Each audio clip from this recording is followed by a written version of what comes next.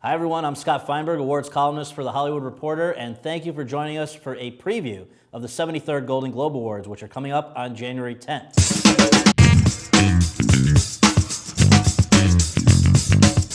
If you're like me, you've probably been mainly focused on your Oscar predictions, not Golden Globe predictions, and so now that we turn to those, you have to remember that we're dealing with a very different beast. The Academy of Motion Picture Arts and Sciences, which determines the Oscar nominations and winners, is a group of 6,200 people who actually make movies, or at least work on them in some way. However, the Hollywood Foreign Press Association, which determines the Golden Globe nominees and winners, is a group of just 82 people. These are LA-based journalists for foreign outlets who have very specific tastes and preferences and rules of their own.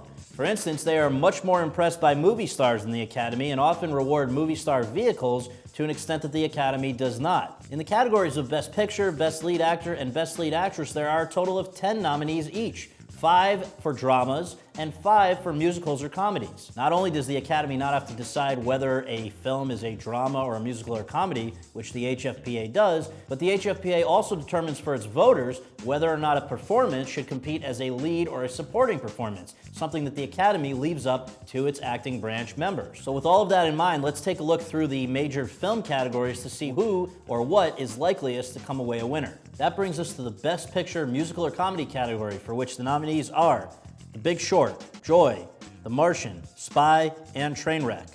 For most people, including members of the HFPA, Joy is simply not as great as some of the prior collaborations between David O. Russell and his stock company of Jennifer Lawrence, Bradley Cooper, and Robert De Niro, so I think the nomination is the prize in that case. Spy had members laughing in the aisles, but it lacks the gravitas and social relevance of most winners in this category.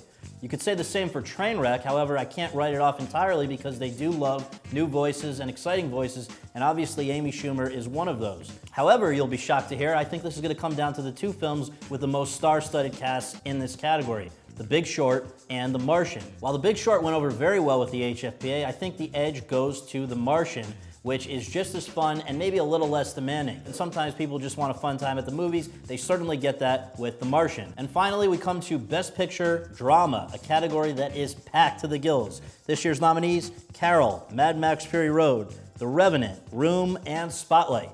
There are big constituencies in the HFPA for each of these movies. Carol is the field leader with 5 nominations, but I don't see it winning. I think it's just a little bit too small scale for this group. That's certainly not the case for Mad Max Fury Road, which I think is a little bit too genre for them. Room is primarily an acting vehicle, and I think it will be recognized in the category of Best Actress in a Drama with a win for Brie Larson.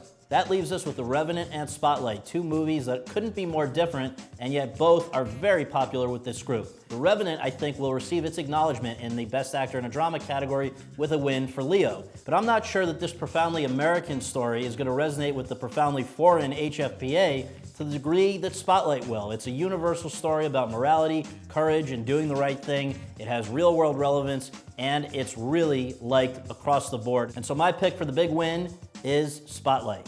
The big caveat about all of this is that we, again, are dealing with only 82 people. So it's very hard to predict any of this stuff with a great degree of confidence, not even with the degree of confidence that one can make when predicting the Oscar nominations. We'll just have to all tune in on January 10th and see for ourselves who take home this year's Golden Globes. I'm Scott Feinberg. Thanks for joining